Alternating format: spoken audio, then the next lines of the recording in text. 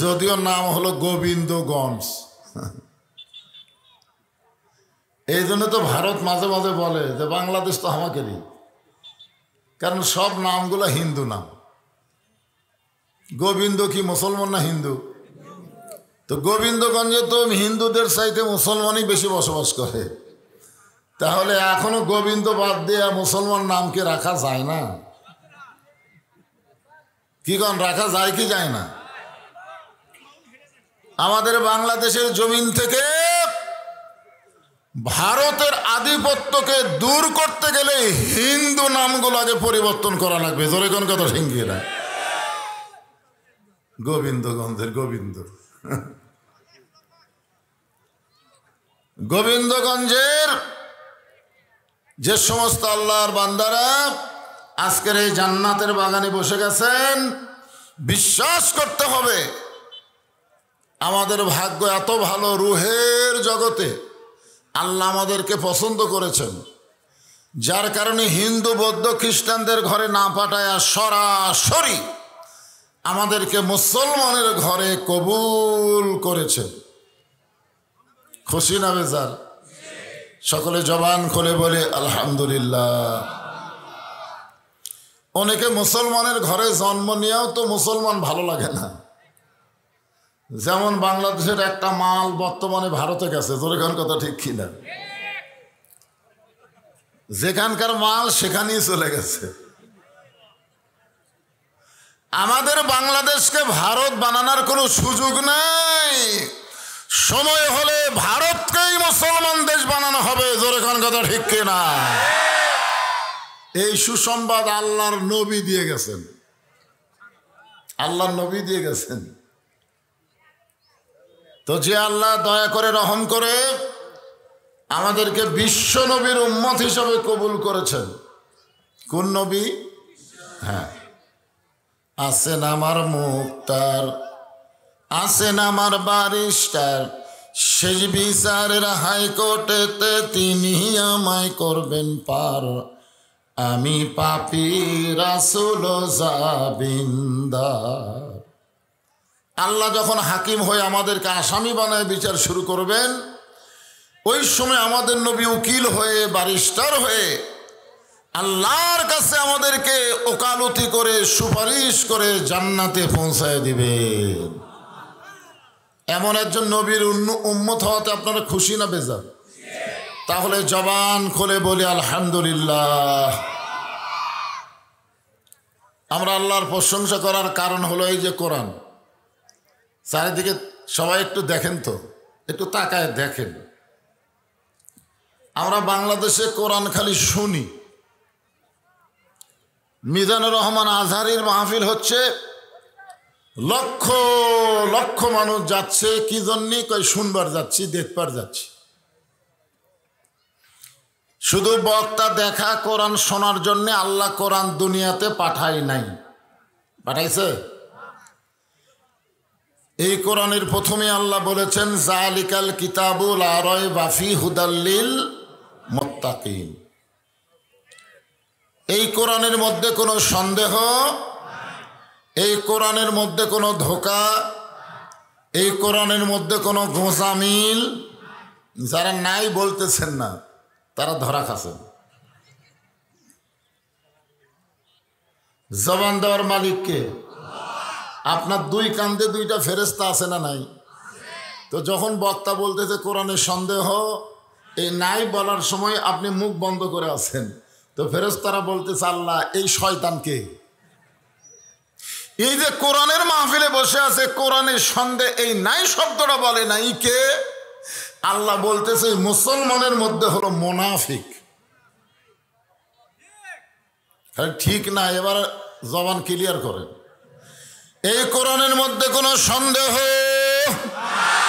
এই কোরআনের মধ্যে কোনো ধোঁকা, এই কোরআনের মধ্যে কোনো গোজামিল। মাশাআল্লাহ। এখন আপনাদেরকে বলবো যে আইন দিয়ে বর্তমান বাংলাদেশ চলতেছে, এই আইনের মধ্যে সন্দেহ, ধোঁকা, গোজামিল। যে সংবিধান দিয়ে বর্তমান বাংলাদেশ চলতেছে, সংবিধানের মধ্যে সন্দেহ, ধোঁকা, গোজামিল। এখন সন্দেহ, ধোঁকা, গোজামিলের আইন দিয়ে, সন্দেহ, ধোঁকা, গোজামিলের সংবিধান দিয়ে চলবেন আর মুসলমান হয়ে মরবেন, জান্নাত যাবেন। এটা মামা বাড়ির গল্প না। মুসলমানের বাচ্চারা যার মধ্যে সন্দেহ আছে, ধোঁকা আছে, গোজামিল আছে, এইগুলো সব কবর দিতে হবে। আল্লাহর কোরআন অনুযায়ী আমাদেরকে চলা লাগবে। জোরে কোন কথা ঠিক? সব দেখার দিন শেষ। আগামীতে আমরা দেখবো আল্লাহর কোরআনের বাংলা দেশ। রাজি আছেন? এজন্য কোরআন শরীফের 114টা সূরা, তার মধ্যে একটা সূরার নাম হলো সূরায়ে মুলক। হাসিনা বলতেছিল এই দেশ আমার বাপের, এ দেশ আমার, পলাবো না। আসলে দেশ কার? হাসিনার বাপে। মেজর শরীফুল ইসলাম ডালিম যে কথা কছে ভাই, আমাদের বাংলাদেশ কিন্তু ভারতেরা স্বাধীন করে দেয়নি, বরং ভারতেরা বাংলাদেশকে অঙ্গরাজ্য বানাবার চাইছিল। জোরে কোন কথা ঠিক কিনা? কিন্তু শহীদ প্রেসিডেন্ট জিয়াউর রহমান একটা বাঘের বাচ্চা, সুবহানাল্লাহ, ভারতের পরিকল্পনায় কিন্তু তাকে হত্যা করা হয়েছে। জোরে কোন কথা ঠিক কিনা?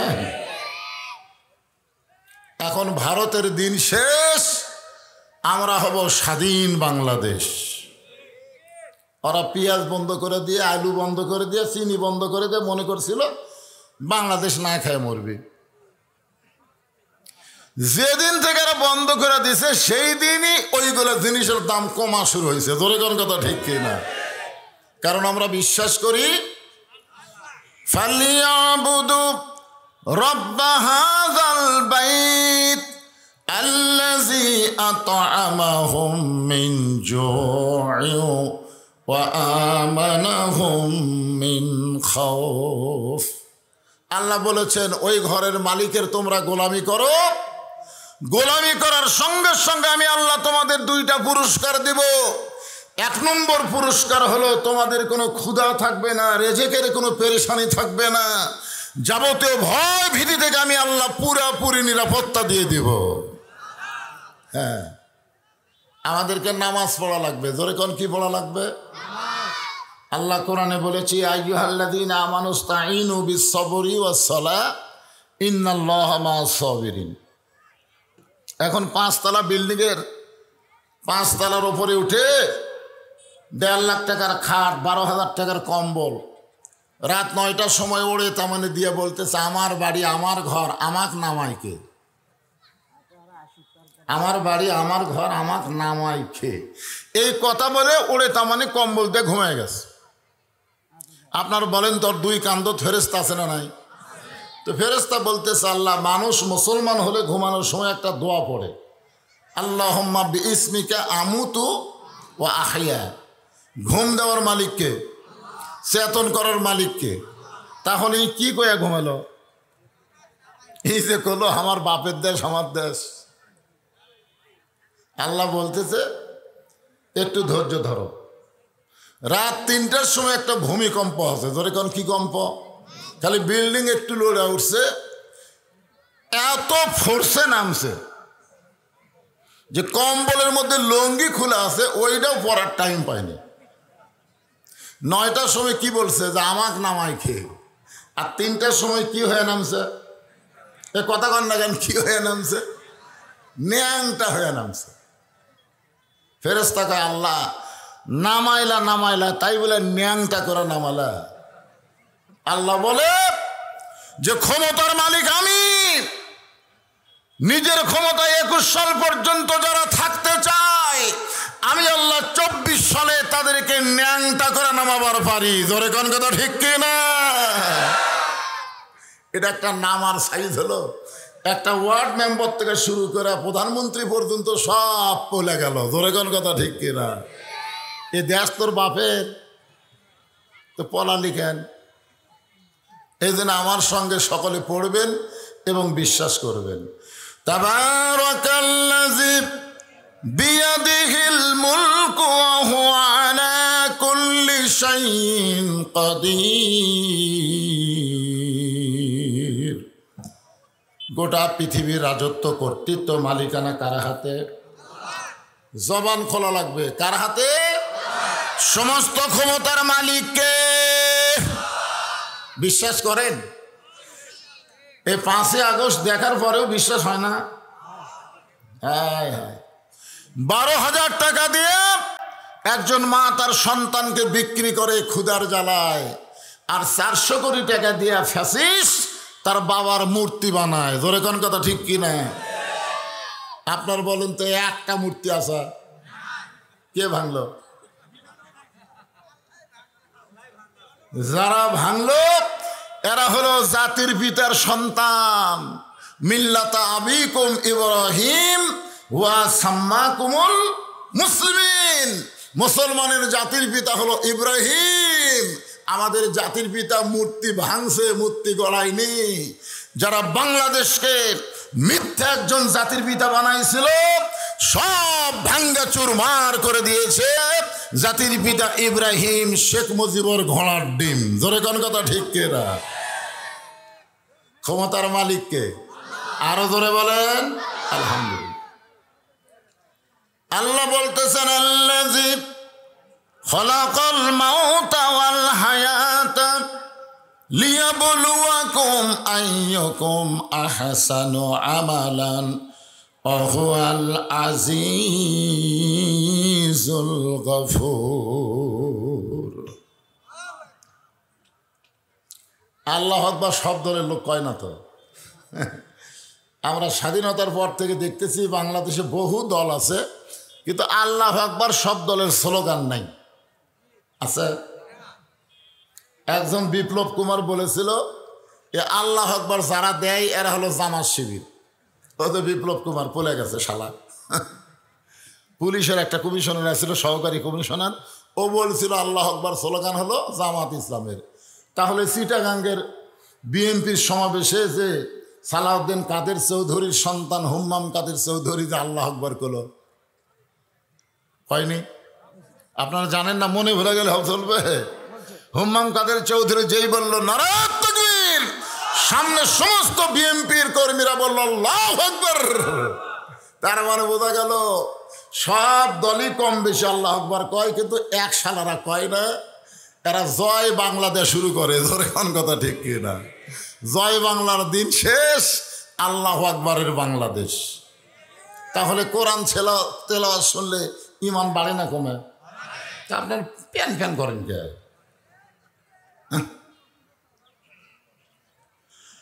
আল্লাহ কোরআনে বলেন ইন্নামাল মুমিনুনা আল্লাযীনা ইযা যুকিরাল্লাহু ওয়াজিলাত কুলুবুহুম ওয়া ইযা তুলিয়াত আলাইহিম আয়াতুহু জাদাতুহুম ঈমানাও ওয়া আলা রাব্বিহিম ইয়াতাওয়াক্কালুন। জবান খোলেন, জবান খোলেন। আর জবান বন্ধ রাখার দিন নাই। অন্যায়ের বিরুদ্ধে এখন জবান খুলতেই হবে। জোরে কোন ঠিক কিনা ভাই? আল্লাহ বলতেছেন মৃত্যু এবং হায়াতকে আমি আল্লাহ সৃষ্টি করেছি পরীক্ষা করার জন্যে। আর ওই পরীক্ষার সাবজেক্ট হলো আহসানু আমালা। পরীক্ষার বিষয়টা হলো সুন্দর আমল। আপনারা বলেন তো, বর্তমান যে পরিবেশে চলতেছে বাংলাদেশ, এই পরিবেশে সুন্দর আমল করা যাবে? যাবে না?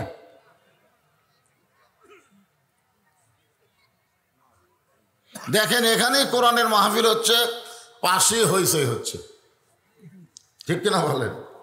দেখবেন একদল বাপে নামাজ পড়ে, বেটা বাহিরে ঘুরতেছে,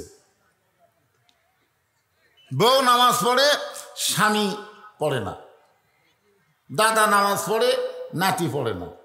পরিবেশটা কেমন যেন একটা বিদঘুটে, ঠিক কিনা বলেন? একজন হালাল খায়, আর পাশের একজন সুদ খায়। একজন পর্দার মধ্যে থাকে, আর একজন বেপর্দা হয়ে ঘরে। জোরে কোন কথা, ঠিক কিনা? আচ্ছা ঠিক আছে, অসুবিধা নেই।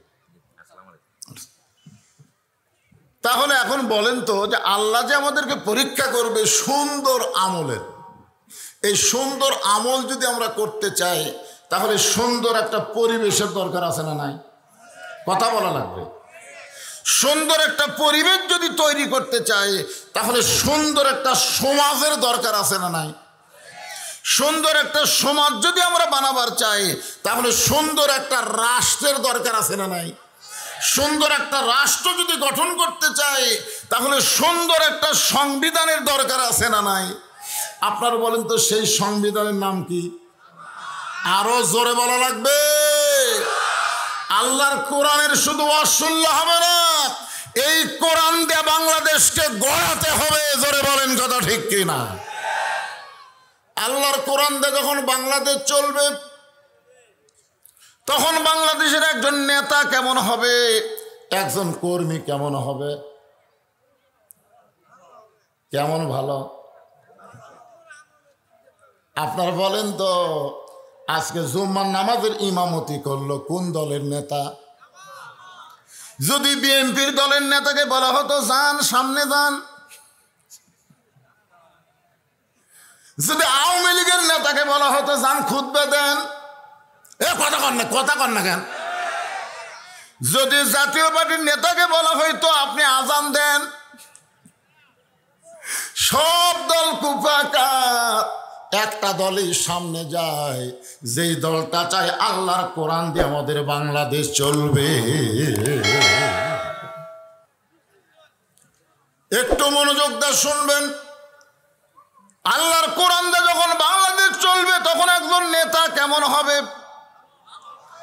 কেমন ভালো হবে একটু শোনেন। বাংলাদেশের মতন হযরত ওমর জুমার দিনে খুতবা দিচ্ছেন, এই যে আজকে জুমার দিনে খুতবা দিচ্ছেন, হযরত ওমর জুমার দিনে যখন খুতবা দেওয়া শুরু করলেন, মাঝখান থেকে একজন সাহাবী দাঁড়িয়ে বললেন, ইয়া আমিরুল মুমিনিন, আপনার খুতবা আমরা শুনবো না।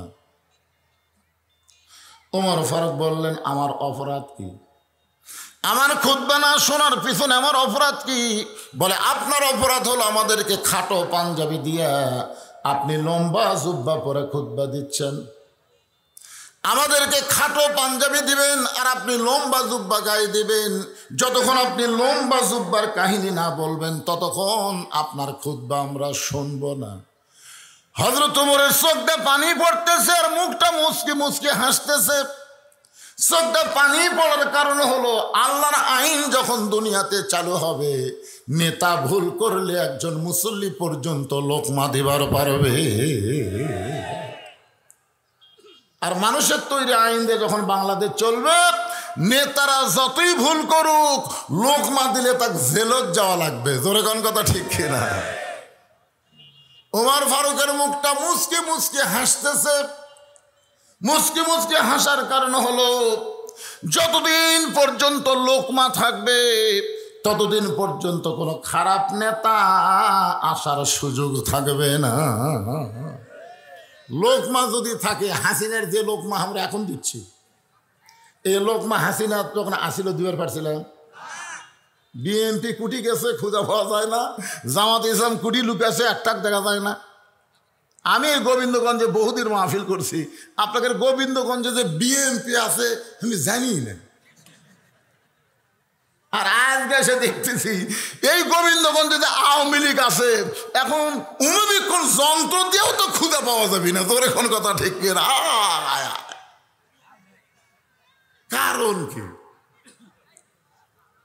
শোনেন, যে কোরআনের ওয়াজ শুনতে আইছেন বাজান, এই কোরআন তাবিজ কবর ফুঁফা দেওয়ার কিতাব না।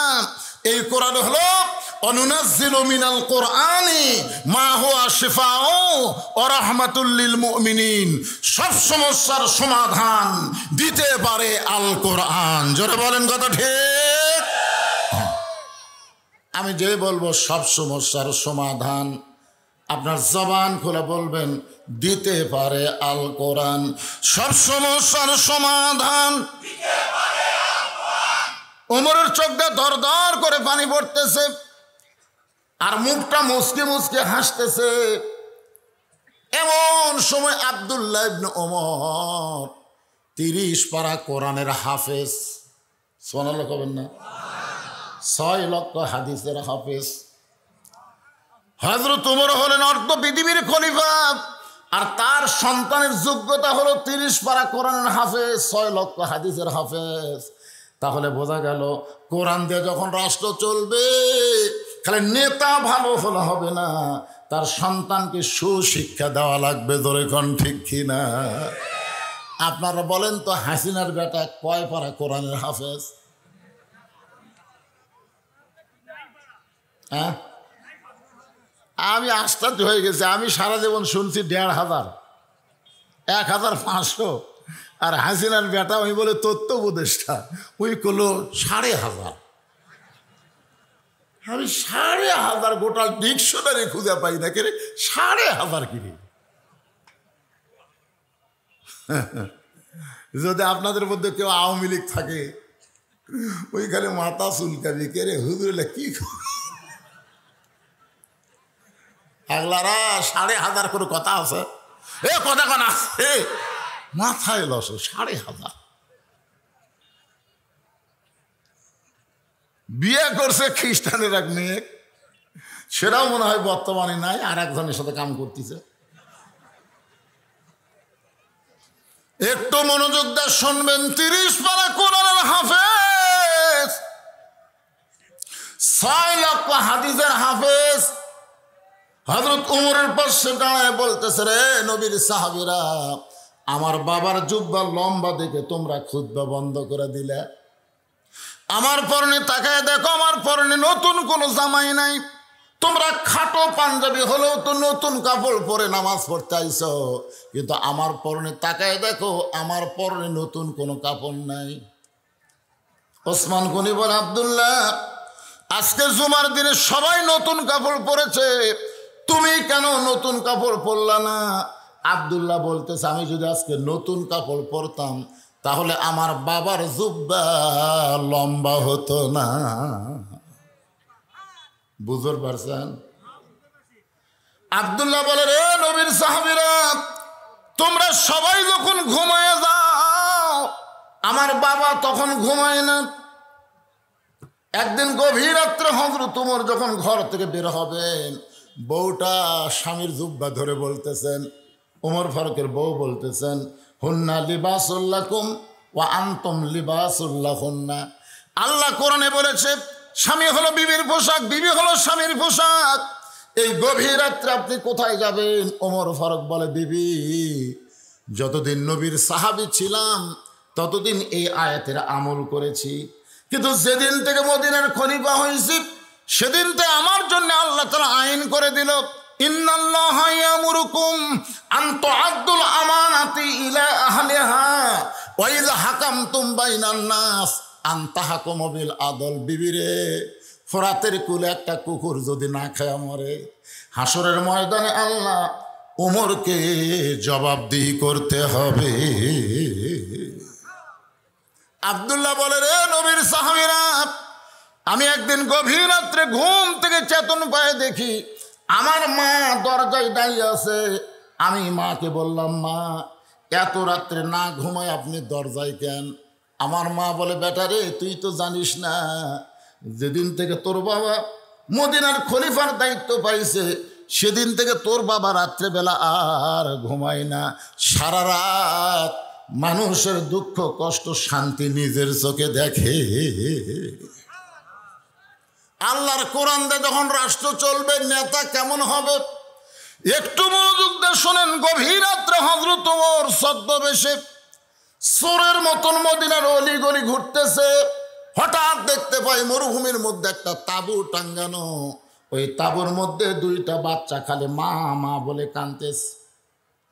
ওমর ফারুক চিন্তায় পড়ে গেলেন, সন্তানগুলো মা মা বলে কান্দে আর মা বলতেছে একটু ধৈর্য ধরো, একটু ধৈর্য ধরো বাবা, গোস্ত সিদ্ধ হলেই তোমাদের খাবার দেব। ওমর ফারুক চিন্তায় পড়ে গেলেন, দুম্বার গোস্ত হলে বড় জোর 8 ঘন্টা লাগবে, উটের গোস্ত হলে 1 ঘন্টার বেশি সময় লাগবে না। এত গভীর রাত হয়ে গেল, এখন পর্যন্ত গোস্ত সিদ্ধ হয় না, এইটা কেমন মা? এই মায়ের কলিজায় কি সন্তানের দয়া নাই? ওমর ফারুক আস্তে করে তাঁবুর কাছে গেলেন, ডাক দিলেন, মা মা গো, তোমার সন্তানগুলো ক্ষুধার জ্বালায় কাঁদতেছে, এতক্ষণ পর্যন্ত তোমার গোস্ত সিদ্ধ হয় না, আর কত সন্তানকে কান্দাবা? মেয়েটা বলে, পথিক, আমার বাড়ি হলো ইয়ামিন দেশে।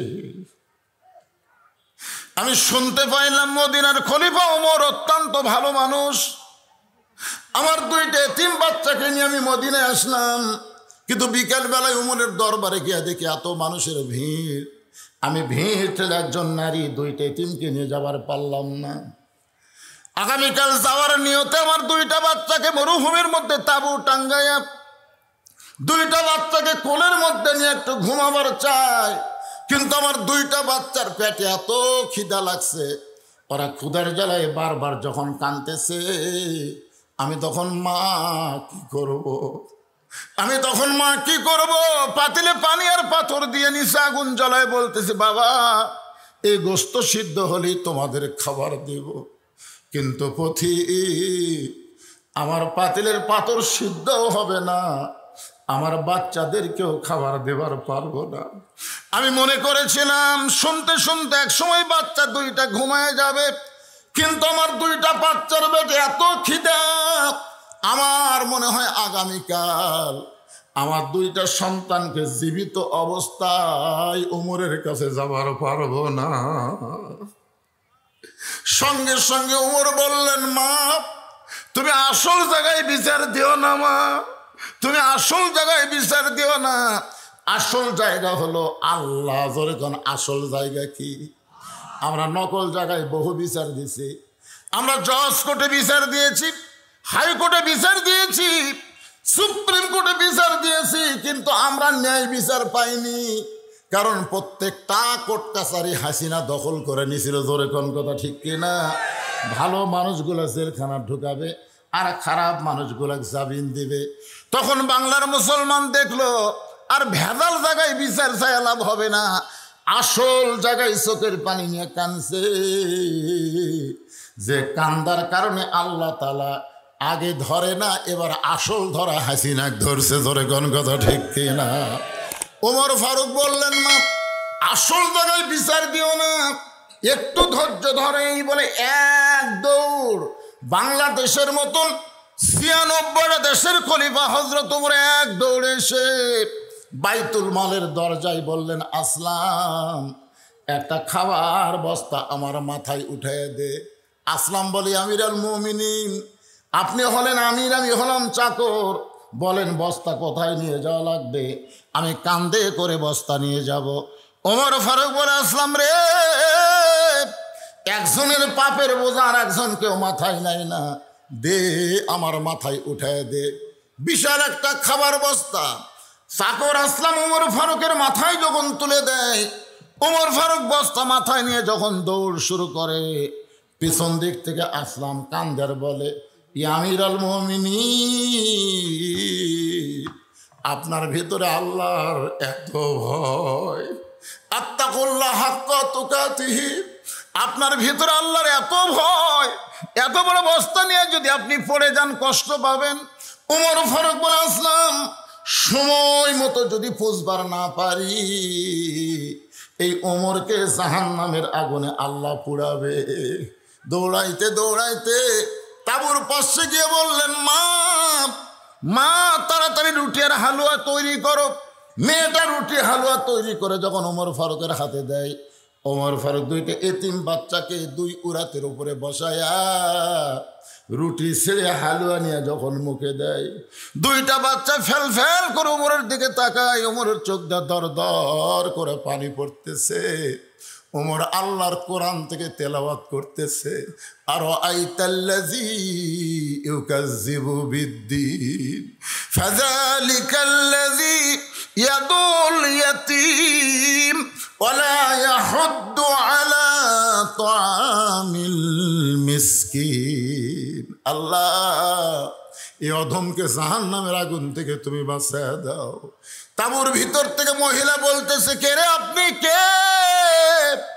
দুনিয়াতে ভালো মানুষের গল্প শুনেছি, কিন্তু মানুষ এত ভালো হয় জীবনে প্রথম দেখলাম। আপনি কেন জাহান্নামের আগুন থেকে ভয় করেন? আল্লাহ উমরকে যদি মদিনার খলিফা না বানায়া আপনাকে যদি মদিনার খলিফা বানাই দিত, মদিনা যেন আল্লাহর জান্নাত হয়ে যেত।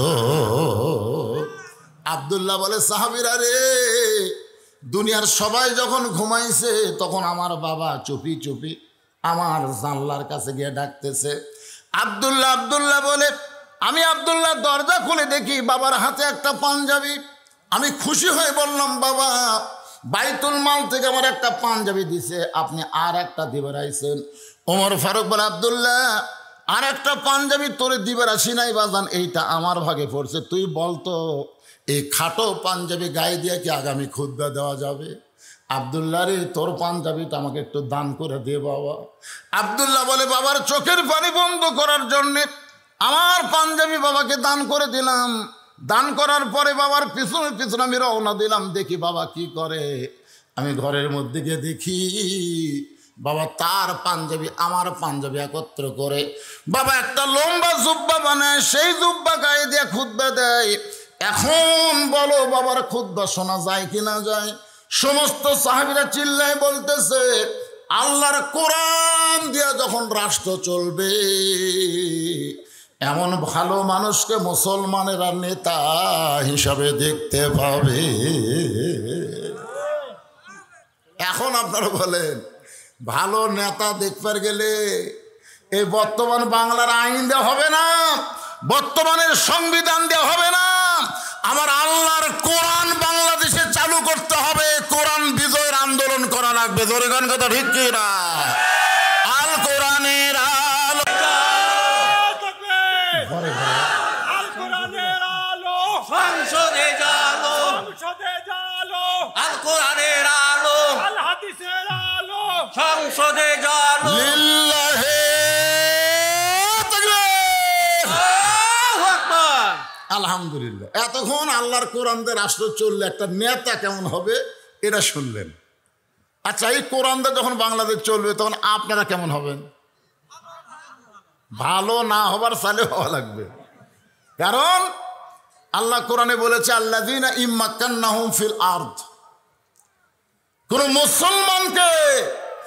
মুসলমানকে যদি ক্ষমতার চেয়ার দেওয়া হয়, ক্ষমতার চেয়ারে বসে এক নম্বর দায়িত্ব কি? আপনারা বলেন তো, কোন দল ক্ষমতা গেলে নামাজ কায়েম করবে? এটা কোন দল? দলের নাম করা লাগবে না, এর নাম কর দরকার নাই তো।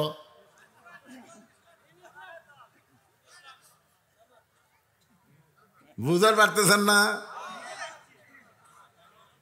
শোনেন, যত চেষ্টাই করেন বাংলাদেশের কোন মানুষকে আপনি ভালো করতে পারবেন না যতক্ষণ আপনি নামাজ কায়েমের বিল পাস না করবেন। জোরে কোন কথা ঠিক কি না? কারণ আল্লাহ কোরআনে ডাইরেক্ট বলে দিয়েছেন, ইন্নাস সালাতা তানহানিল ফাহশাই ওয়াল মুনকার। একমাত্র নামাজই পারে মানুষকে ফাহিশা এবং যাবতীয় খারাপি থেকে বাঁচাই দিতে। আমাদের যুবকদের হাতে যে মোবাইল, ওরে বাবা রে, আমি যে একটা বুড়া হুজুর তাও খাতির নাই, সমানে খালি পিকচার নিচ্ছে, হুজুর হুজুর হুজুর। ওরা খালি আমার পিকচার নেয়, মাঝে মধ্যে ওরা কারো পিকচার দেখে না। তো এই সমস্ত যুবকদেরকে সাইজ করবার গেলে আপনি র্যাব দিয়ে পুলিশ দিয়ে হবে না, এক নম্বর হলো নামাজ কায়েমের আন্দোলন করা লাগবে। ধরে কোন কথা ঠিক কি না? নামাজ যখন কায়েম হবে, আমার হাজার হাজার মা বোনেরা পর্দার অন্তরে আছে না নাই? আছে না নাই? এই জন্যে আমার মা বোনদেরকে লক্ষ্য করে আমি একজন কর্মীর কথা বলবো। কোরআন দিয়ে যখন রাষ্ট্র চলবে তখন একজন কর্মী কেমন হবে, আর সেই কর্মীটা যদি মহিলা কর্মী হয়, মরদ কর্মীর চাইতে মহিলা কর্মী হয় ভালো। কারণ আমরা দেখছি এই গোটা বাংলাদেশ এরশাদ চাচা স্বৈরাচার ছিল, কিন্তু দেশ এত খারাপ ছিল না, জোরে কোন কথা ঠিক কিনা? কিন্তু এরশাদ চাচার পরে বুঝলেন যে দুটা আছে ভাই, হায় হায়, আমরা মরদ মানুষ। রাসূল বলেছে মা তারাক্তু, এটা কিন্তু বুখারী শরীফের হাদিস, আলেম ওলামা যারা আছেন হাদিসটা নোট করবেন। মা তারাক্তু বাদি আলা উম্মতি ফিতনাতুন আদার আলা রাজুলু মিনান নিসা, রাওয়াহুল বুখারী কিতাবুল ফিতান। আল্লাহ রাসূল বলেছেন আমার পরে আমার উম্মতের জন্য সবচাইতে বড় বিপদ হলো মরদ মানুষের জন্য নারী নেত্রী হওয়া। আপনারা বলেন তো, কোরআনের দলের কোনো মানুষ বলবে যে আমাদের অমুক মেয়ে মানুষ নেত্রী আছে? বলবে? কথা কন না একেবারে।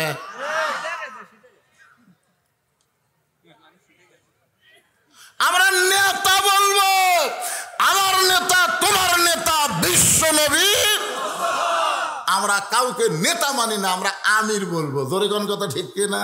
আল্লাহ কোরআনে বলেছে আতিউল্লাহ ওয়া আতিউর রাসূল উলিল আমরি মিনকুম। এখানে আল্লাহ বলেনি ও আতিউ উলিল আমরি মিনকুম, আল্লাহ বলেনি, কারণ আল্লাহ জানে আমি যদি এদিক সেদিক করে বাদ দিয়ে নতুন আর একটা করা লাগবে। জোরে কোন কথা ঠিক কিনা? কথা বলেন। হ্যাঁ, এখন আল্লাহর কোরআন দিয়ে রাষ্ট্র চললে একজন মহিলা কর্মী কেমন হবে এইটা বোঝানোর জন্য বলতেছে আমার মায়েরা যারা পর্দার অন্তর আছেন একটু মনোযোগ দিয়ে শুনবেন।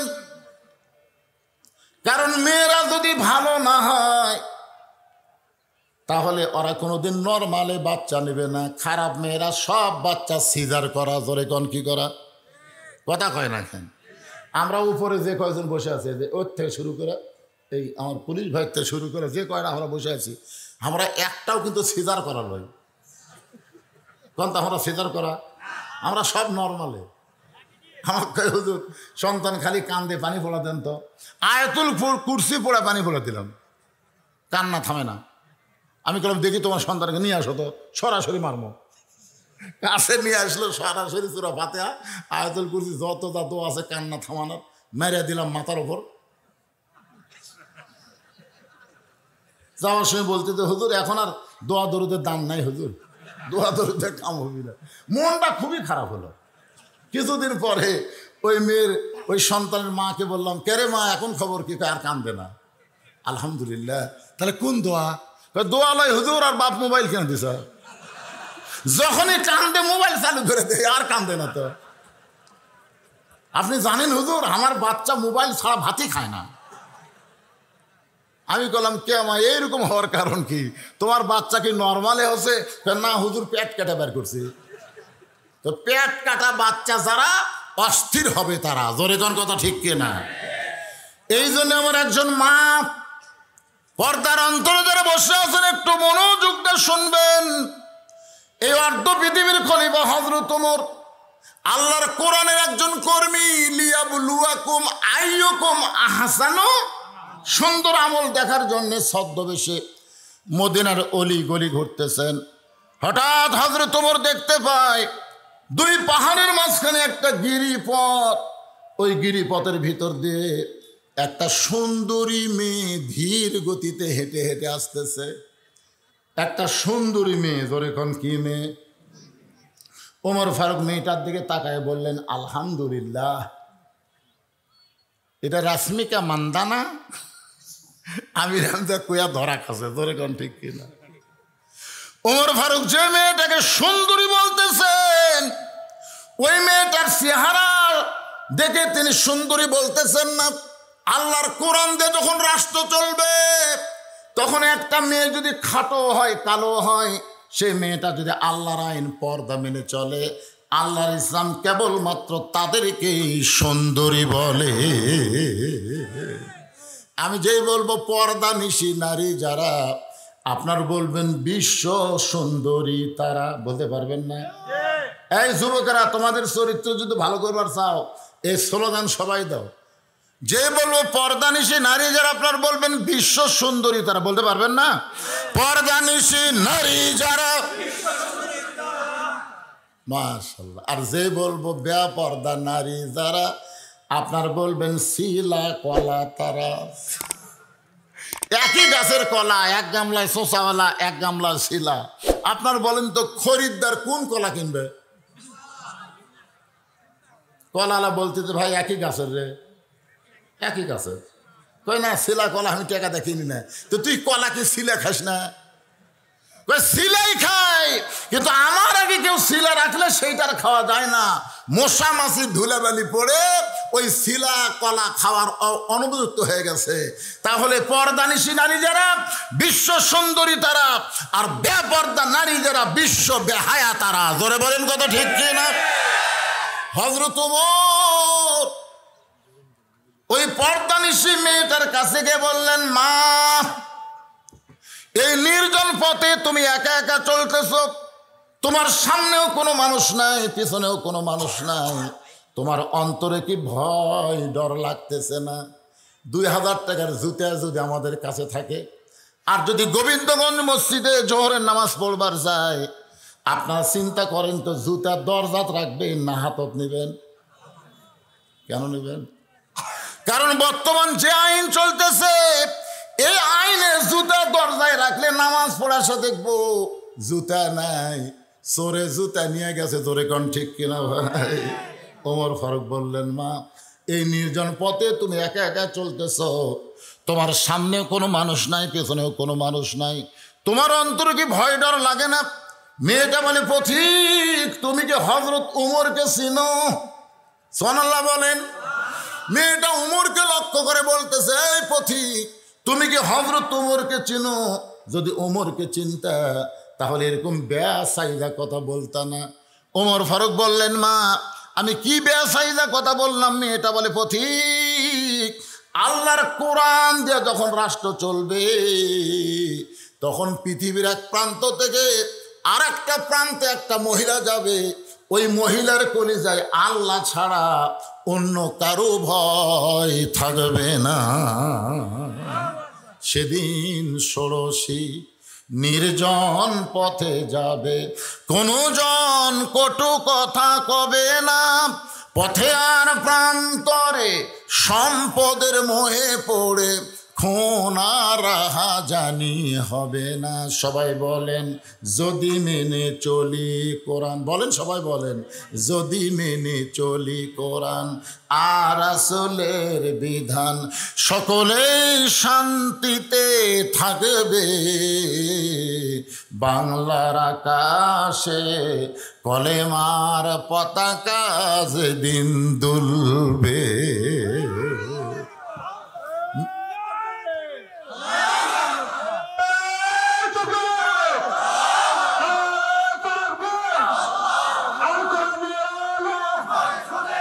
সংসদে যালো, আমরা সংসদে চাই।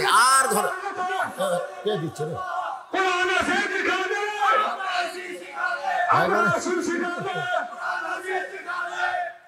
একটু একটু কম দেওয়া লাগবে, কারণ সময় কম, বোঝেন না? 4টার সময় শ্বাস করে লাগবে। না না, ওয়াজের কিছুই হয়নি, কেবল নেতা দেখেছি, কর্মী দেখবো, তারপরে লিয়াব লুয়াকুম আইয়ুকুম আহসানু আমালার উপরে তাফসীর শুনবো। ঠিক কিনা বলেন? হ্যাঁ, এখন চিন্তা করে দেখেন, মেয়েটা বলে, পথিক তুমি হযরত উমর চিনো? উমর যেদিন থেকে আল্লাহর কোরআন দিয়ে রাষ্ট্র চলায়, সেদিন থেকে পৃথিবীর এক প্রান্ত থেকে আর একটা প্রান্তে একটা মহিলা নির্ভয়ে যাবে, তার কলিজায় খালি একটাই ভয় থাকবে, ভয়টা কার? আর আমাকে ভয় কার? আরে তার মানে বোঝা গেল, মানুষের আইন দিয়ে চললে মুসলমানিত্ব রক্ষা করা যাবে না, ইমানও রক্ষা করা যাবে না। একটু মনোযোগ দিয়ে শোনেন। ওমর ফারুক বললেন, মা তোমার কথাতে আমি অত্যন্ত খুশি হলাম। আল্লাহর আইন যখন চলবে তখন তার অন্তরে আল্লাহ ছাড়া কারো ভয় থাকবে না। কিন্তু তুমি যে ধীর গতিতে চলতেছো, তোমার চলা দেখা মনে হচ্ছে তুমি একজন দুঃখী নারী। আমার মনে হয় তোমার ভিতরে একটু দুঃখ কাজ করতেছে।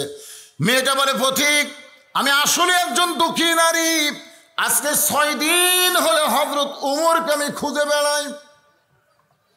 আজকে কয়দিন? 6 দিন হলে হযরত উমরকে আমি খুঁজতেছি। যদি উমরকে খুঁজে পাই তাহলে আমার দুঃখের কথা তাকে একটু বলবার চাই। উমর ফারুক বললেন, মা তুমি কি পাগলি নাকি? উমর হচ্ছে অর্ধ পৃথিবীর খলিফা। সে উমরকে যদি তুমি পাবার চাও তাহলে তুমি সংসদ ভবনে যাও, তুমি গণভবনে যাও, তুমি রাষ্ট্রীয় ভবনে যাও। ওই সকল ভবনে না গিয়ে তুমি 2 পাহাড়ের মাঝখানে খুঁজতেছো। উমর কি গরু ছাগল নাকি যে 2 পাহাড়ের মাঝখানে তুমি উমরকে খুঁজতেছ? মেয়েটা বলে, পথিক তুমি জানো না আল্লাহর কোরআন দিয়ে যেদিন রাষ্ট্র চলবে সেদিন নেতা খোঁজা লাগবে না, নেতারাই দুঃখী মানুষকে খুঁজে বেড়াবে। আল্লাহর কোরআন দিয়ে যেদিন বাংলাদেশ চলবে একটা নেতা আপনাকে খোঁজা লাগবে না।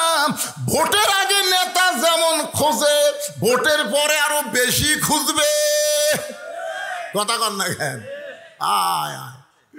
এখনকার নেতারা 5 বছর পর পর, হাসিনার সময় সেটাও ছিল না, কারণ হাসিনার সময় তো ভোটই লাগেনি। ভোট লাগছে? এখানে অনেক যুবক আছে 10 বছর আগে ভোটার আছে, এখন পর্যন্ত ভোট দেবার পারেনি। আমাকে একজন কয়, হুজুর আমার জীবনে মনে হয় আর ভোট হবি না, কারণ 41 পর্যন্ত হাসিনা থাকলে তো ভোট আমি দেওয়ার আগে হয়ে যাবে। একজন লোক 1 লাইনকে 10টা মুড়ি নিয়ে গেলে সিল মারতেছে। তো 2 কান্দের ফেরেশতা বলতেছে, আল্লাহ ই যে 1 লাই 10টা সিল মারলো, এর বাপ কয়টা? আল্লাহ কয়, এত কি মনে করতেছেন? এক বাপের বেটা 1টা ভোট দিবি, তুই 1 লাই যে 10টা দিল। আল্লাহ বাম কান্দের ফেরেশতাকে বলতেছে, তুই লেখা থো যাউরে, লেখা থো যাউরে, কারণ 2 কান্দের ফেরেশতা আছে। তো ডান কান্দের ফেরেশতা লিখবে বৈধ সন্তান, আর বাম কান্দের লিখবে জাউরা সন্তান। যে 1 লাই 1-এর বেশি ভোট দিছে ই হলো জাউরা সন্তান। কথা কন না কেন রে? কথা কন না কেন? 1 লাই কয়টা দিবে? ভোটের উপরে মানুষের অভক্তি হয়ে গেছে। ধরে কোন কথা কন না কেন? একটু মনোযোগ দিয়ে শুনবেন। মেয়েটা বলে, পথিক আল্লাহর কোরআন দিয়ে যখন রাষ্ট্র চলবে তখন নেতা খোঁজা লাগবে না, নেতারাই দুঃখী মানুষকে খুঁজে বেড়াবে। এই আল্লাহর কোরআন দিয়ে যখন বাংলাদেশ চলবে তখন গরিব মানুষ ধনীর বাড়িতে যাওয়া লাগবে না, বরং ধনীরাই গরিবের বাড়িতে বাড়িতে যাবে।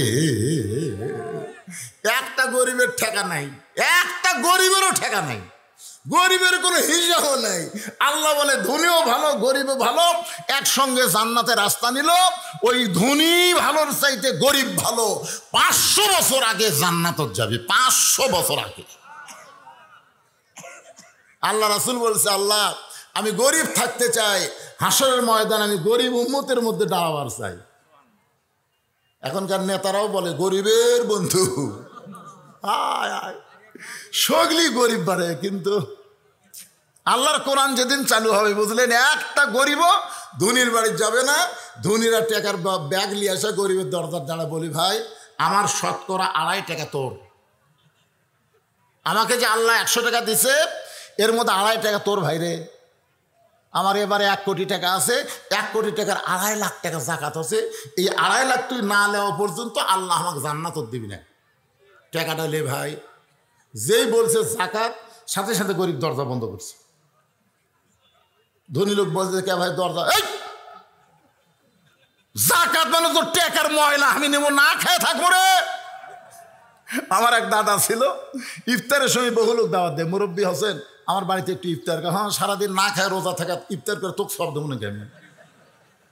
আমি একদিন দাদারে বুঝাইলাম, দাদা পরের বাড়িতে ইফতার করলে আপনার সবের কিছুই কমতি হবে না, বরং জান। না না তুই 2 দিনকার মৌলবি হয়ে আমাকে ফতেও শিখাচ্ছিস নাকি?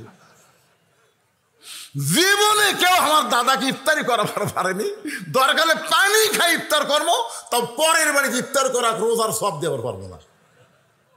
এই বাংলাদেশে কতগুলো লোক আছে এরা না খায় থাকবে, কিন্তু জাকাতের টাকা নিবার পাবে না। জোরে কোন কথা ঠিক কিনা? যার বাড়িতে যাই তাই দরজা বন্ধ করে দেয়। এক ব্যাগ টাকা নিয়ে 7 দিন ধরে ধনী ঘুরতেছে, গরিব দরজা খোলে না। ধনী কান্দের বলে, আল্লাহ আমাকে ধনী না করে যদি গরিব করতা তাহলেই আমার শান্তি হতো। আমি ধনী হয়ে কি বিপদে পড়লাম আল্লাহ, 7টা দিন হলে 1 ব্যাগ টাকা নিয়ে ঘুরতেছি, এখনো পর্যন্ত কোনো গরিব দরজা খুললো না। মনের দুঃখে ধনী কানতে কানতে মরুভূমির মধ্যে যায়। মরুভূমির মধ্যে গিয়ে দেখে গাছের ছায়ায় একজন বস্তা মাথার দিয়ে ঘুম পাড়তেছে। বেগালা মনে করছে গরিব পাশি, খুশি হয়ে সালাম দেয়, আসসালামু আলাইকুম। বস্তাওয়ালা মাথা তুলে কয় আলহামদুলিল্লাহ। বেগলা বলে, ভাই সালাম দিলাম। ওয়ালাইকুম সালাম না বলে আলহামদুলিল্লাহ বলার কারণ কি? বলে 1 বস্তা টাকা লিয়া 15 দিন ঘুরতেছি, আমি গরিব পাইনি ভাই, তো গরিব দেখে আল্লাহর শুকরিয়া আদায় করতেছি। বলে আমি ঘুরি 7 দিন, তুমি ঘুরো 15 দিন, তাহলে গরিব গেল কোন জায়গায়? আল্লাহ ডাকতে পারে, রে মুসলমানেরা, সুদ ভিত্তিক অর্থনীতিকে দাফন করে যাকাত ভিত্তিক অর্থনীতি কোরআন দিয়ে যখন চালু করবা, ওই দেশের জন্য আল্লাহ তাআলা অভাবের দরজা বন্ধ করে দিয়া বরকতের দরজা খুলে দিবে। তাহলে আল্লাহর কোরআন দিয়ে যখন রাষ্ট্র চলবে, তখন নেতা খোঁজা লাগবে না, বরং নেতারাই দুঃখী মানুষকে খুঁজে বেড়াবে। মেয়েটা বলে, পথিক আমি 6 দিন হলে উমরকে খুঁজতেছি, আমি আর 1 দিন খুঁজবো। আর মাত্র কয় দিন? 1 দিন খুঁজে যদি উমরকে না পাই, তাহলে আসল জায়গাত আমি বিচার দেব। এইরকম লোকদের দেখাচ্ছে আসল জায়গা, বোঝেন? সঙ্গে সঙ্গে হযরত ওমর কান্দের বলে, মা ওই জায়গায় বিচার দিও না মা, তুমি যে ওমরকে 6 দিন হলে খুঁজতেছো, আমি হলাম সেই ওমর। মেয়েটা হেজাবের ভিতর থেকে বলে, আমির আল মুমিনিন, আপনি যদি সেই ওমর হন তাহলে সুরের মতন একা একা ঘুরতেছেন, আপনার কি কোনো চামচা নেই? জনগণ কি নেই? আয় আওয়ামী লীগ ক্ষমতাত গেছিল, ক্ষমতার যাওয়ার পরে ওর কে যা চামচা হয়েছিল ভাই, বিএনপি তো এখনো ক্ষমতা যায়নি, তাই যত চামচা ঘুরতেছে। জনগণ কথা ঠিক কিনা? আমাদের কাহালুতে আওয়ামী লীগের যা আসিল বুঝলেন, এখন তো অনুবীক্ষণ যন্ত্র দিয়েও আর আওয়ামী লীগ খুঁজে পাওয়া যাচ্ছে না। ওদের ব্যবসা প্রতিষ্ঠান, বাড়ি ঘর, পুকুর পুষ্কুনি আর এক দল দখল করে বসে আছে। কেরে আগে ধাপের এটা ছিল এক দলের, 5ই আগস্টের পরে ওরা পল আছে আর এক দল। আপনারা বলেন তো, বাংলাদেশের কোন ইসলামী দল কারো ব্যবসা, কারো পুষ্করি, কারো দোকান, কারো বাড়িতে আগুন দিয়েছে, দখল করেছে? কথা বলেন, করেছে? তাহলে আজহারি বলছে এক দল খাইয়া গেছে আর এক দল খাবি, এই কথা শুনে ওরে বাবা রে। আপনারা বলেন তো, ঘরের তলে কেড়ে মা আমি কলা খাইনি, কেড়ে পাগলা, কলা খাওয়ার কথা সেটি?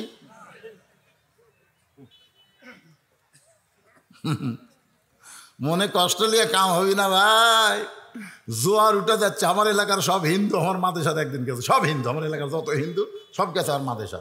আমি কইলাম, কে রে বা তোরা আছো কে? হুজুর আমরা আপনার দলত ভর্তি হওয়ার চাই।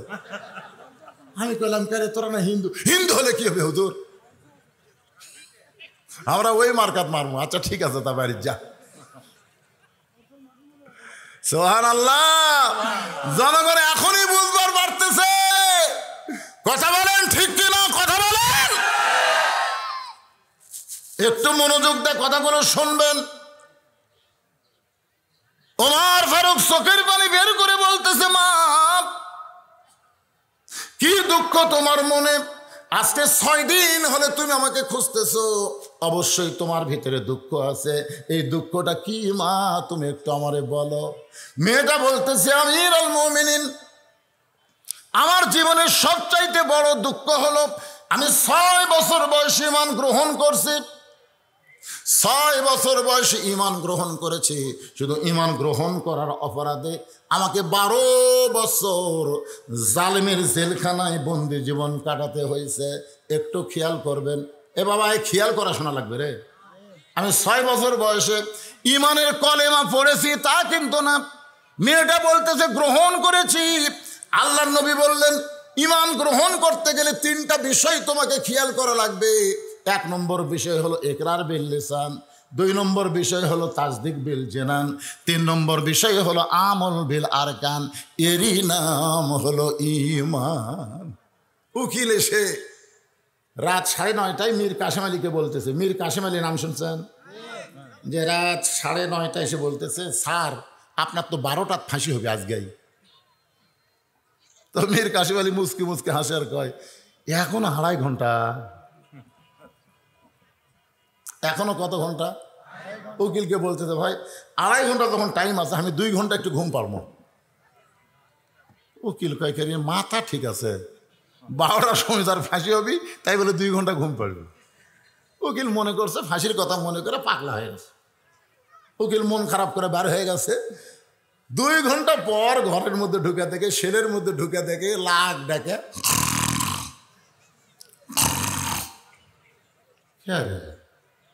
আর মাত্র 8 ঘন্টা পরে ফাঁসি হবি, আর সেই লোকটা এইভাবে ঘুম পাড়তেছে, পায়ের বুড়া আঙ্গুল লড়াছে, লাভ ধরে বলতেছে, কে ভাই সময় হচ্ছে নাকি? মনে হচ্ছে শ্বশুর বাড়ির যাবি। না স্যার, এখন 8 ঘন্টা দেরি আছে। 8 ঘন্টা তখন দেরি আছে ভাই, তাহলে তো সময় তখন আছে। অজু করে আসে 2 রাকাত নামাজ পড়ে, কোরআনের 2টা সূরা পড়ে, যে কয়টা পাঞ্জাবি ছিল এর মধ্যে যেটা সবচেয়ে ভালো, উকিল বলতেছে, দেখো তো এই কোটার মধ্যে কোনটা ভালো? তবে স্যার এটাই তো নতুন নতুন লাগে। ওটা পরে আতর সুরমা দিয়া করছে, ভাই চলো যাই।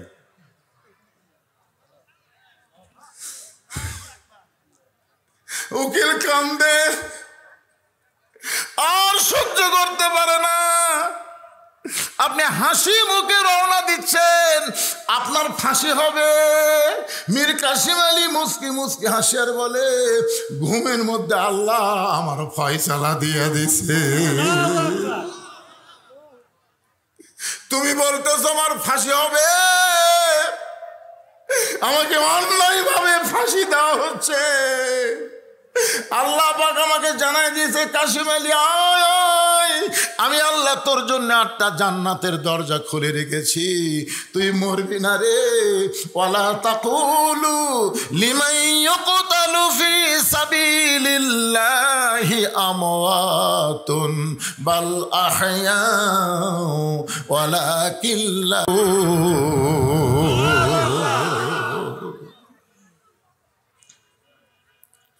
বাজান একটু মনোযোগ দিয়ে কথাগুলো শুনবেন। মেয়েটা বলতেছে 6 বছর বয়সে ঈমান গ্রহণ করছি, ঈমানের কলেমা পড়লে তার কোনো অসুবিধা নাই, কিন্তু ঈমানকে গ্রহণ করলে তার উপর বিপদ হবে। কারণ ঈমান গ্রহণ করার সুরত হলো 3টা। জোরে বলেন কয়টা? এর মধ্যে একটা বাদ দিলে ঈমান গ্রহণ হবে না। 1 নম্বর হলো ইকরার বিল লিসান, জবানে বলতে হবে লা ইলাহা ইল্লাল্লাহ। 2 নম্বর হলো তাসদিক বিল জানান, কলিজার মধ্যে ঈমানের জায়গা দেওয়া লাগবে। কলিজার মধ্যে যখন ঈমানের জায়গা দিবেন, ওই মানুষটার কাছে জীবনের চাইতে ঈমানের গুরুত্ব বেশি হবে। এই ছেলেবেলে, অনেক যুবক ছেলে বসে আছো তোমরা কোরআনের মাহফিলে, আজকে তোমরা বলো তো, তোমাদের কাছে জীবনের দাম বেশি না ঈমানের দাম বেশি? তোমরা বলো তো, ঈমান বাঁচান ফরজ না জীবন বাঁচান ফরজ? সবাই বলা লাগবে। 2-1 জীবন বাঁচান ফরজ। জীবন বাঁচান ফরজ। আপনি যতই চেষ্টা করেন, যত ভালো ভালো ডাক্তার, আর যতই বেঙ্গালুর, আর যতই মাদ্রাজ, ভারতে থাইল্যান্ড যান আর ইংল্যান্ডে যান, আপনি যেখানেই যান, আপনি আপনার জীবন বাঁচাবার পারবেন না। পারবেন? কিন্তু আপনি একটু চেষ্টা করে আজকের ওয়াজ শোনার পরে, আইয়ুকুম আহসানু আমালা, এই আয়াতের ব্যাখ্যা শোনার পরে আপনি যদি একটু চেষ্টা করেন, আপনার ঈমানকে আপনি বাঁচাবার পারবেন। সুবহানাল্লাহ। এখন আপনার বলেন তো, যেটা আমরা বাঁচাবার পারবো না সেটার চেষ্টা করব, না যেটা বাঁচাবার পারবো তার চেষ্টা করব? কথা বলা লাগবে। আমরা ঈমানকে বাঁচাবার পারবো, তাহলে ঈমান বাঁচানোর জন্য দরকার হলে বাতিলের বিরুদ্ধে লড়াই করে বাংলার জমিনে আল্লাহর কোরআনকে কারা কারা বিজয় করতে চান, 2 হাত তুলে আমার আল্লাহকে দেখা।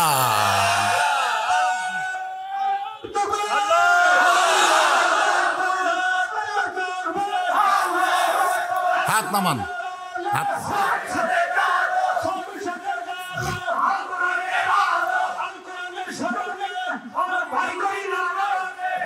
আগামী 11ই ফেব্রুয়ারি, বুঝলেন, 11ই ফেব্রুয়ারি রাতের বেলা কি টুলি, মোগল টুলি আমার মাহফিল আছে, কলজা ভরে ওয়াজ হবে। রাতের বেলা ওয়াজ, বুঝতেছেন না? দিনের বেলা ওয়াজ চিন্তা করতে করতে আসরের চিন্তা কর লাগে। অনেকে আবার কবি, হুজুর চারিদিকে আজান হয়ে নামাজ হচ্ছে, আবার ওয়াজ মারতেছেন। ওয়াজ আগে না নামাজ আগে? এই জন্যে 11ই ফেব্রুয়ারি আল্লাহ যদি হায়াতে বাঁচায় রাখে, মোগল টুলি কদ্দূর হয় এখানে? ইসালি সব তবারকও আছে, মাশাআল্লাহ। মোগল টুলি মাজারে ওয়াজ হবে 11ই ফেব্রুয়ারি। আল্লাহ যেন কবুল করে, ধরে কোন আমিন। এখন শোনেন, মেয়েটা বলতেছে 6 বছর বয়সে মান গ্রহণ করেছি, 12 বছর জালেম শাহির জেলখানায় ইমানের পরীক্ষা দিয়েছি। সকালবেলা 3টা করে চাবুক, বিকালবেলা 3টা করে চাবুক মারছে। আমার দেহের এমন কোনো জায়গা নাই যে জায়গায় চাবুকের আঘাত লাগে নাই। ইয়া আমিরুল মুমিনিন, আপনি যখন রোম পারস্য দখল করেছেন, এই জায়গায় আমি ওয়াজটা রাইখা দিয়া আমি আপনাদেরকে নিয়ে গেলাম তাসদিক বিল জানানের পরে আমল বিল আরকান।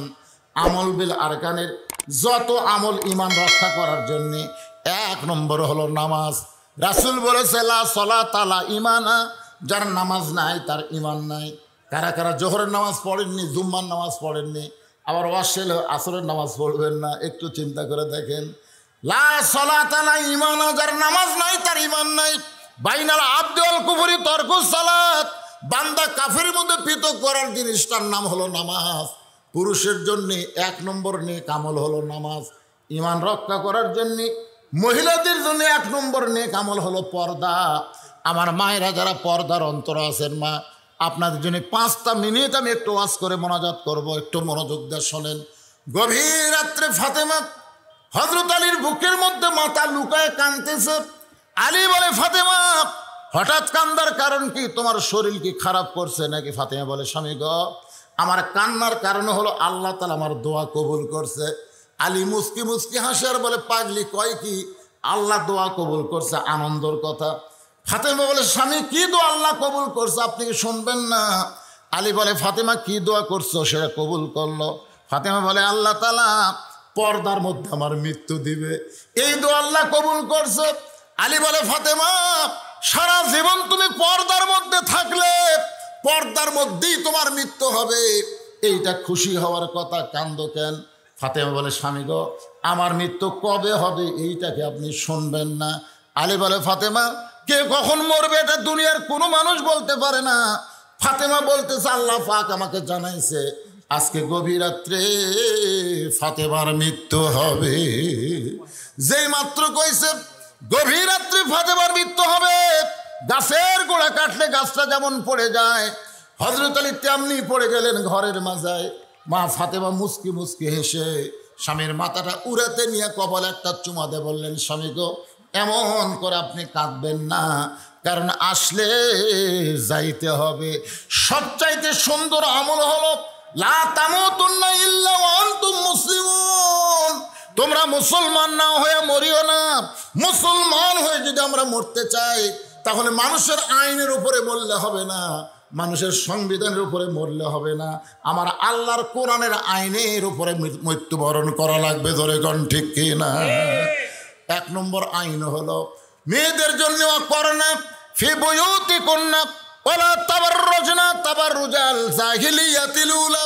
আজকে আমি বহু মেয়েকে দেখলাম আপনাদের এলাকায় এসে, পুরুষের মধ্য দিয়ে তারা হেঁটে যাচ্ছে, পুরুষ আসতেছে, মেয়েরা যাচ্ছে। এটা কিন্তু পর্দা না, এটার নাম কিন্তু পর্দা না। পর্দাটা কেমন একটু খেয়াল করে, একটা মহিলা মারা গেলে তাকে 5টা কাপড় দেওয়া লাগে। শুধু 5টা কাপড় দেওয়া লাগে না, যেই খাটনিতে মহিলার লাশ থাকে ওই খাটনিটাও কিন্তু চাদর দিয়ে ঢাকা লাগে। ধরে কোন কথা ঠিক কিনা? তাহলে মরার পরে যদি 5টা কাপড় দিয়ে খাটনি পর্যন্ত চাদর দিয়ে ঢাকতে হয়, তাহলে জীবিত অবস্থায় মেয়েদেরকে কেমনভাবে চলা লাগবে, এরই নাম পর্দা কয়। আর এই পর্দা ওয়াজ দেওয়া হবে না, এই পর্দা হবে আল্লাহর কোরআনের আইন দিয়ে। ধরে বলেন ঠিক কি না? ফাতেমা বলে, স্বামী গো, আমি মরে যাওয়ার পর আমার 3টা চাওয়া আপনাকে পুরা করা লাগবে। আলী কান্দের বলে, ফাতেমা দুনিয়াতে গরিব ছিলাম বলে তুমি কোনোদিন কিছুই আমার কাছে চাইলা না। একদিন নবী ফাতেমার ঘরের মধ্যে গিয়ে দেখে ফাতেমা খুব আস্তে আস্তে গোপনে গোপনে কাঁদতেছে। রাসূল যেই মাত্র বলছে ফাতেমা মনে হয় তুই কাঁদতেছিস, ফাতেমা মুচকে হাসিতে বাবার দিকে তাকায়।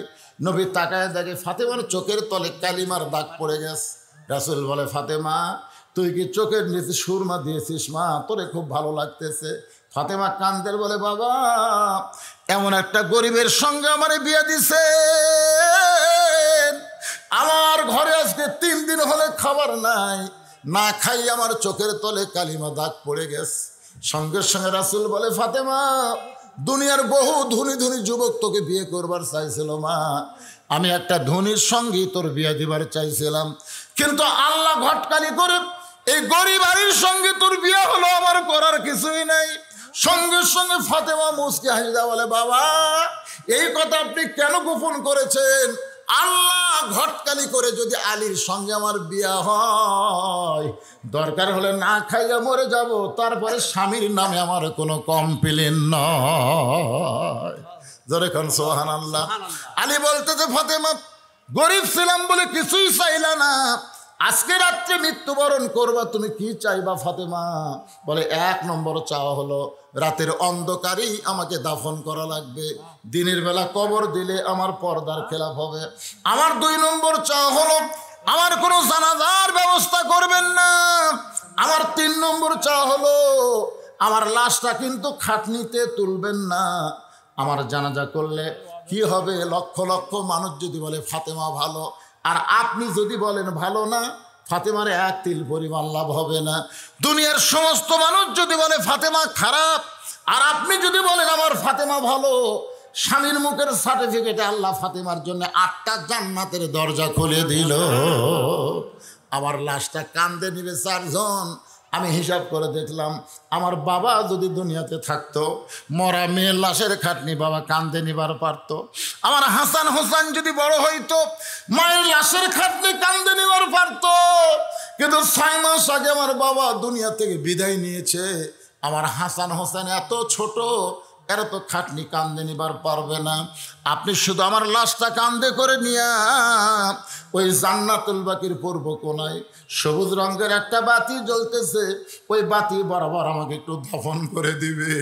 যদি আমার কবর খুঁড়তে হয়, কষ্ট হয়, আপনার কেউ বন্ধু থাকলে তার একটু বলবেন কবর যেন খনন করে দেয়। হযরত আবু যার গিফারি কবর খনন করে দিছে। হযরত আলী গভীর রাত্রে ফাতেমাকে কান্দে করে জান্নাতুল বাকির পূর্ব কোণায় সবুজ রঙের বাতি বরাবর কবরে দাফন করে আল্লাহর কাছে বলতেছে, আল্লাহ ফাতেমাকে জীবনে আমি কোনো শান্তি দিবার পারি নাই, বেশিরভাগ সময় না খায়া থাকছে, ভালো কোনো কাপড় দিবার পারি নাই, এরপরেও ফাতেমা আমাকে কষ্ট দেয়নি কোনো কথার দ্বারা, কোনো ব্যবহারের দ্বারা। আমি দেখেছি আল্লাহ আমার ফাতেমা পর্দার মধ্যে থেকেছে, আমার ফাতেমাকে আল্লাহ তুমি কবুল করে নাও। এ দোয়া করে তাকায় দেখে সামনে কয়েকটা পুরাতন কবর দেখা যায়। এইমাত্র ফাতেমার কবর দিছে, সেই নতুন কবর আর জান্নাতুল বাকির মধ্যে নেই। আলী কান্দের বলে, এখনই কবর দিলাম, এখনই কবর দিলাম, সেই কবর কোন জায়গায় গেল? গোটা জান্নাতুল বাকি দৌড়ায় বলে ফাতেমার কবর, আমার ফাতেমার কবর কোথায় রে, কোথায় ফাতেমার কবর? কে যেন গায়েব থেকে ডাকতে বলে, আলী তোমার ফাতেমা পর্দানিশি। আমি আল্লাহ জহুরা ডিগ্রি দিয়া ফাতেমার কবরটাকে কিয়ামত পর্যন্ত পর্দা করে দিয়েছি। আমার মায়েরা যারা পর্দার অঞ্চলে শুনতেছেন, মা সবসময় পর্দার গুরুত্ব দিবেন। পর্দা যদি না থাকে আপনাদের একটা আমল আল্লাহ কবুল করবে না। আর বেপর্দা নারীর পেট থেকে যে সন্তান আসবে, এই সন্তান ইসলামী আন্দোলনের কর্মী কোনোদিনও হবে না। ধরে কোন কথা ঠিক কিনা? বেপর্দা নারীর পেটের সন্তান কোরআনের সৈনিক হবে না। আমরা আগামীতে আমাদের সন্তানগুলো যদি আল্লাহর কোরআন বিজয়ের সৈনিক হতে করতে চাই, তাহলে আমরা একটা ভালো মায়ের দরকার। ধরে কোন ঠিক কিনা ভাই? একটা নেপোলিয়ন বলেছে, ভালো একটা সন্তান যদি চাও ভালো একটা মায়ের দরকার। আর মুসলমানের ভালো মা হচ্ছে পর্দা নিশি। ধরে বলেন কি নিশি? পর্দা নিশি। অনেক আগে আজান হয়েছে, আজানের পরে ওয়াজ করা ঠিক না। তারপর আমি কিছু সময় আপনাদের কথাবার্তা বললাম। আল্লাহ যদি চায় আগামীতে রাতে এসে আপনাদের পাশের মাহফিলে প্রাণ ভরে ওয়াজ করবো ইনশাআল্লাহ। আল্লাহ আজকের মাহফিলকে কবুল করুক। এই টাকাগুলো দিয়েছে, অনেক টাকা। হ্যাঁ, এনারা দোয়া চাইছেন, ঠিক আছে। আসাদুল ইনশাল্লাহ 30 ব্যাগ সিমেন্ট দেবে।